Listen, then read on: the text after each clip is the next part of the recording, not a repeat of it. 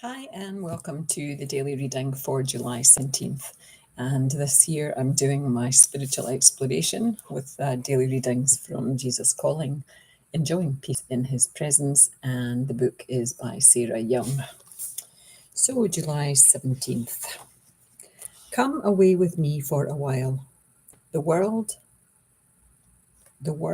with its non-stop demands, can be put on hold. Most people put me on hold, rationalizing that someday they will find time to focus on me. But the longer people push me into the background of their lives, the harder it is for them to find me. You live among people who glorify busyness. They have made time a tyrant that controls their lives. Even those who know me as Saviour tend to march to the tempo of the world. They have bought into the illusion that more is always better. More meetings, more programs, more activity. I have called you to follow me on a solitary path, making time alone with me your highest priority and deepest joy. It is a pathway largely unappreciated and often despised. However, you have chosen the better thing, which will never be taken away from you. Moreover, as you walk close to me, I can bless others through you. And this reading ties in with Song of Songs 2, verse 13, and Luke 10, verse 42. I don't even know Song of Songs. That's new to me. I guess it's part of the Bible, Song of Songs. I might have to actually research this one. I've said often in these little videos that I've never read the Bible cover to cover.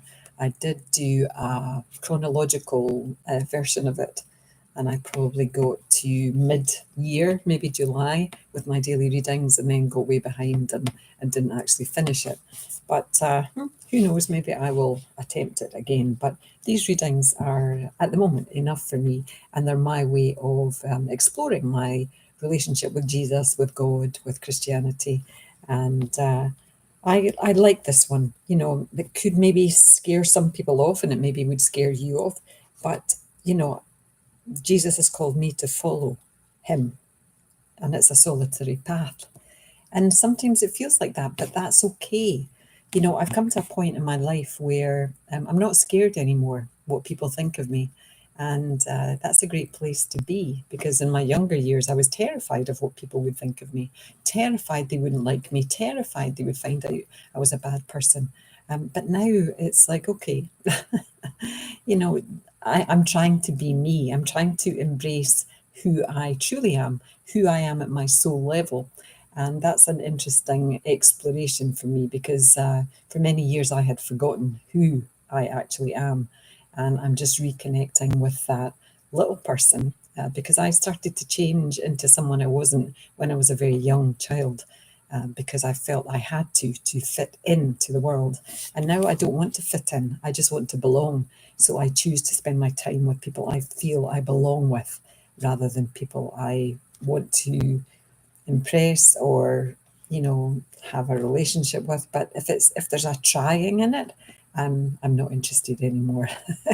So I just like the you know, there's a difference between fitting in and belonging. So I've moved from trying to fit in to belonging, and belonging is Christianity is a belonging for me. And I as a child and a young adult, I always felt at home in the church. It was like a second home. And then, you know, there was those years in my 40s that I drew away from the church because, you know, the religion part of it, or just the way it was being presented, was no, it didn't sit well with my soul. And I didn't realize that's what it was at the time, but that's what it was. So now coming back to it and choosing to walk this path, this solitary path, because, you know, my husband doesn't believe in God. You know, he calls him the sky fairy. So for me, this is kind of a solitary path, but it's one that I'm very happy to be on. And I do try to spend time talking with Jesus every day. And really, for me, it's talking to myself, because I think we're all connected to Jesus, or your version of Jesus. It's just the Christ light. It's the love that we have. We all have this love at our core. And for me, it's about growing that love within me so that I can then share it with others. I can bless others through that love that I grow in my own heart. So, anyway, that's my idea, or that's my belief. Namaste. Love to you all. Bye now. Bye.